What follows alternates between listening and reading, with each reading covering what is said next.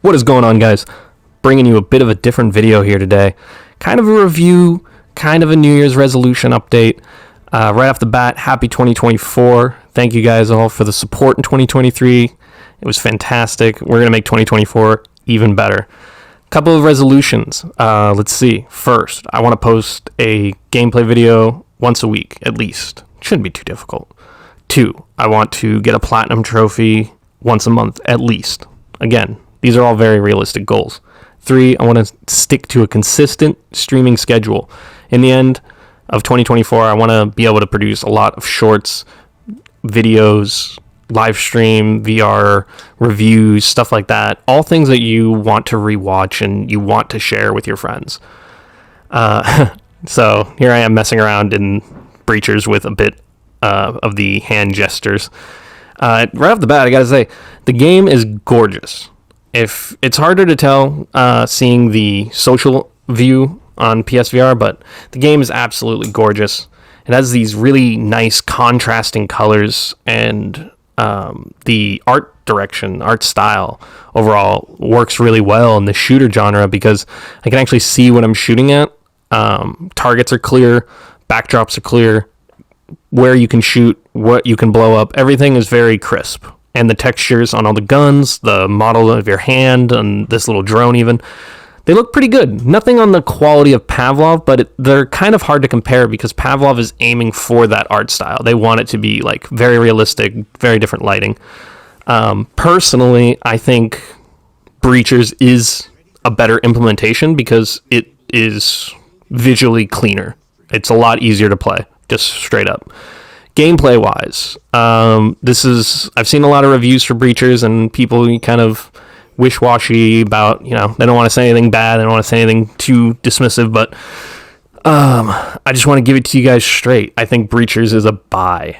You should definitely buy this game. The shooting mechanics are great. I haven't even made any adjustments, shooting crisp, straight shots. Gonna have to tweak the offset a little bit and find my personal preference. The game also, drawing another comparison to Pavlov, the game utilizes a 50-50 reload system.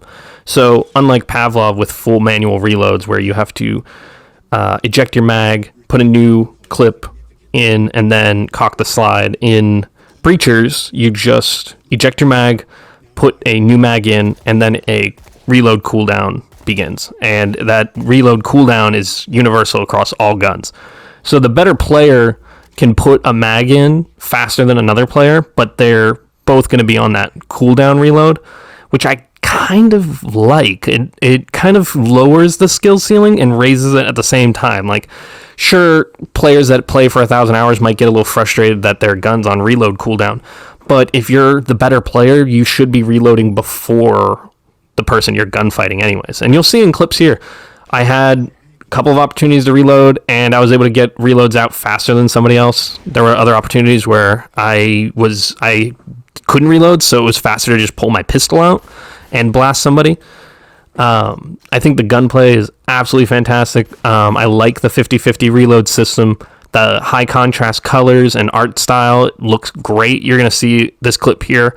The textures are really nice quality, and then the ones that you don't even really pay attention to, like the stuff under the vest and everything, they tone down the quality a little bit, which I really don't mind. I don't care. You're only ever going to see it like this. But the stuff you do see, like the patches on the shoulders and on the legs and everything, the guns, all very, very high quality. Really good stuff. Gameplay-wise, jumped into a match in about a minute and was getting kills left and right. I mean, it's very pick up and play. I was a little worried at first that it was going to have kind of that Rainbow Six Siege element with a learning curve and people just waiting at certain corners and blasting through walls and stuff like that. None of that happened. It plays almost like Call of Duty in that I think this game is a perfected form of the Call of Duty search and destroy formula. It's got the best parts of Rainbow Six with destructible walls, but not enough that you have to constantly look out for little holes or people that know a peep peephole that you don't know about, stuff like that. Takes the best elements of Counter-Strike with a monetary system players have to be wary of and work together with your team to make sure that you have strong rounds and your weak rounds aren't that weak. And then it takes the best parts about Call of Duty in that it is short and sweet and easy to pick up and play, and rewards people for being consistent and playing well. We're jumping into the gameplay you're seeing here. So this was my first match. Literally just loaded into the game already in the middle of a round. I think it's about to start. We're in the buy phase. One issue I did have with the tutorial, we're going to have to talk about a couple of negatives for breachers. No mention of attachments. I thought that was a little weird. They don't do much. They're not going to like change your game, but a lot of the niche little gameplay things about like formulating your own type of playstyle that I love in this game are attachments don't make or break your gun. They only improve it in a way that you want, like a red dot or a reflex sight or an extended mag. Although I will say the extended mag is arguably the best attachment for whatever gun you can get it on.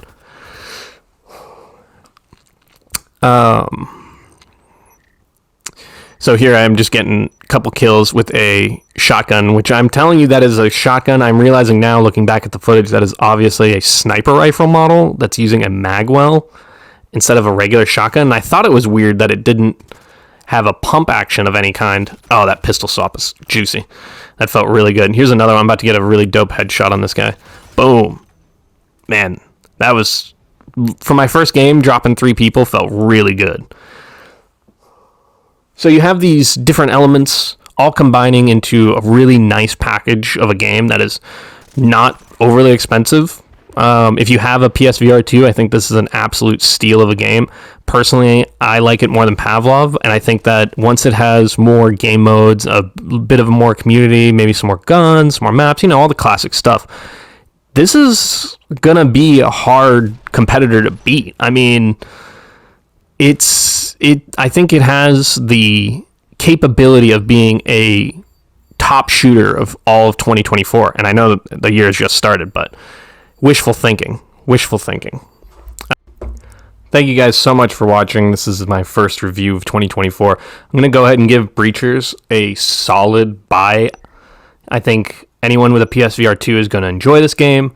If you're worried about getting into a new shooter and you just want to get your feet wet in something that's not going to be too difficult or too overly competitive and very easy to pick up and play, I think Breachers is definitely what you're looking for. Guys, I hope you had a happy new year. I have a lot coming up in 2024, so I hope that you will like and subscribe. It really lets me know that I'm on the right track. I just want to give a quick shout out to all of my channel members. Danny Q, 1988, Justin Schwab, Andrew Mullins, Braden Thompson, Sam Wilson, Nicola, Brendan Lake, Winston Williams, Bree Cake, Arian Shafari, John Lorraine, Caleb Moore, Strix3582, Tim Fletcher, Jason Stone, Gibson Lotz, Powell, and Rubal. You guys are the absolute goats. They make these videos possible. I hope you guys had a wonderful new year, and I'll see you in the next one.